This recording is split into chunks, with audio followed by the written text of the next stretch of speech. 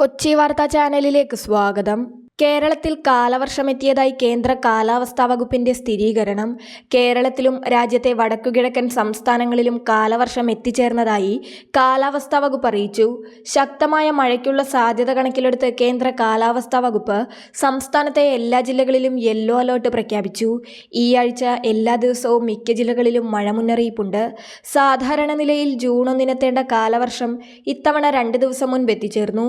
സംസ്ഥാനത്ത് വെള്ളിയാഴ്ചയോ വ്യാഴാഴ്ചയോ കാലവർഷം എത്തുമെന്നായിരുന്നു പ്രവചനം. ജൂൺ 5 കൂടുതൽ വടക്കുകിഴക്കൻ സംസ്ഥാനങ്ങളിലേക്ക് മൺസൂൺ വ്യാപിക്കുമെന്നാണ് റിപ്പോർട്ട്. റിമാൽ ചുഴലിക്കാറ്റിന്റെ സ്വാധീനം ബംഗാൾ ഉൾക്കടലിൽ മൺസൂൺ ശക്തി പ്രാപിച്ചതിന് കാരണമായി. കഴിഞ്ഞ 2 ദിവസമായി വടക്കുകിഴക്കൻ സംസ്ഥാനങ്ങളിൽ അതിശക്തമായ മഴയാണ് പെയ്തത്.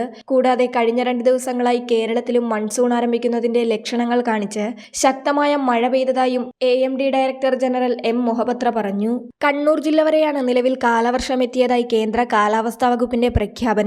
ബുധനാഴ്ച തിരുവനന്തപുരത്തും കൊച്ചിയിലും കനത്ത മഴയാണ് പെയ്തത്. പകൽ തോരാതെ പെയ്ത മഴയിൽ തിരുവനന്തപുരം ജില്ലയിലെ പലയിടത്തും വെള്ളം പൊങ്ങിയിരുന്നു. തമ്പാനൂർ റെയിൽവേ സ്റ്റേഷൻ പരിസരം ഉൾപ്പെടെ നഗരം വെള്ളത്തിലായി. ജില്ലയിൽ 8 ദുരിതാശ്വാസ ക്യാമ്പുകൾ തുറന്നു. തോടുകൾ മിക്കവയും കരകവിഞ്ഞു. നഗരത്തിൽ ഗതാഗതവും തടസ്സപ്പെട്ടു. നഗരത്തിൽ ഉച്ചവരെ 68 മില്ലിമീറ്റർ മഴ പെയ്തു.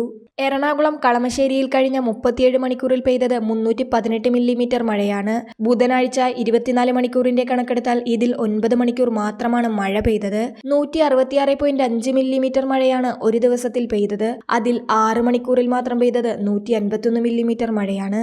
നിലവിൽ അറബിക്കടലിൽ കേരള തീരത്ത് മേഘങ്ങൾ രൂപപ്പെട്ടുകൊണ്ടിരിക്കുകയാണ്. ഇത് കരകയറിയാൽ കേരളത്തിൽ പ്രത്യേകിച്ച് തീരദേശ ഇടനാടുകളിൽ വ്യാപകമായ മഴയ്ക്ക് സാധ്യതയുണ്ട്. എന്നാൽ നിലവിൽ കാറ്റിന്റെ ദിശയും വേഗതയും മേഘങ്ങൾ പൂർണ്ണമായും കരയിൽ കയറാൻ അനുകൂലമല്ല. തിരുവനന്തപുരം തീരമേഖലയിൽ പടിഞ്ഞാറൻ കാറ്റാണെങ്കിലും ദുർബലമാണ്. വരും മണിക്കൂറിൽ കാറ്റ് ശക്തി പ്രാപിച്ചാൽ കേരളത്തിന്റെ തീരദേശ മേഖലയിൽ പ്രത്യേകിച്ച് മധ്യ തെക്കൻ ജില്ലകളിൽ ശക്തമായ മഴയ്ക്ക് സാധ്യതയുണ്ട്.